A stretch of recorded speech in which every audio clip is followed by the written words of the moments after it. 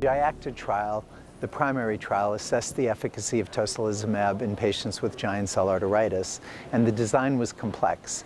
Patients were randomized to one of four groups. They were treated either with tocilizumab weekly, tocilizumab every other week, both of whom also saw 26 weeks of background prednisone therapy, or placebo, with either 26 weeks of prednisone therapy or 52 weeks of prednisone therapy in a double-blinded trial. The primary results of that trial showed that treatment with tocilizumab at either dose was superior to treatment with placebo with regard to achieving sustained remission at 52 weeks. In the extension phase reported at this meeting, what we looked at was how patients fared after those initial 52 weeks. So all patients after those 52 weeks were allowed to remain in the trial and were encouraged to do so, and the vast majority of patients did.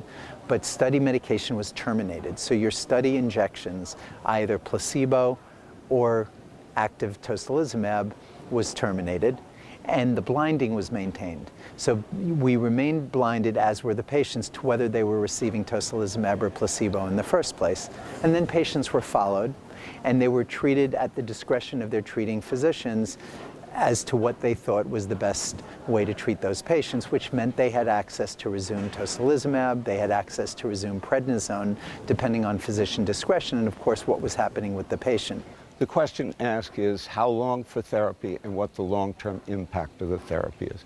What the study showed is individuals had been treated with tocilizumab either weekly or bi-weekly for a considerable period of time while steroids were withdrawn. These individuals had a greater likelihood of remaining in remission over time. So while some of these patients could flare after withdrawal of tocilizumab, the duration of time to that flare was prolonged. A very important result in this study is the effects on glucocorticoids. So those patients who were on tocilizumab were on much lower doses of glucocorticoids over time.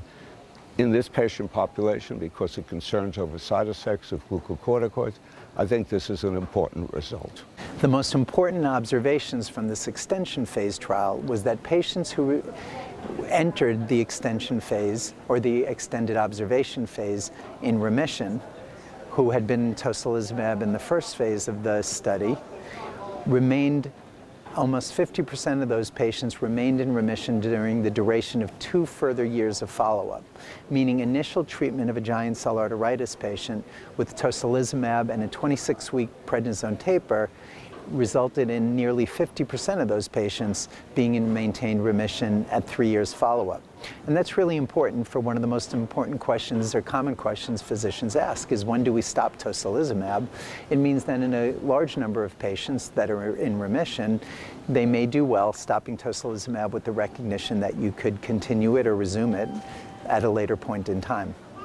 Other observations also were interesting in that they suggested that upfront tocilizumab therapy compared to placebo therapy at enrollment in the trial. So when the physician is making that decision about therapy when the patient is first diagnosed, the benefits of tocilizumab were maintained as far out as 3 years with regard to time to flare, cumulative steroid dose, relapse rates, and the adverse events were not different between groups. So I think this was really supportive data, again, for the efficacy of tocilizumab, not just in the context of while you're on active therapy, but even in the period of time afterwards.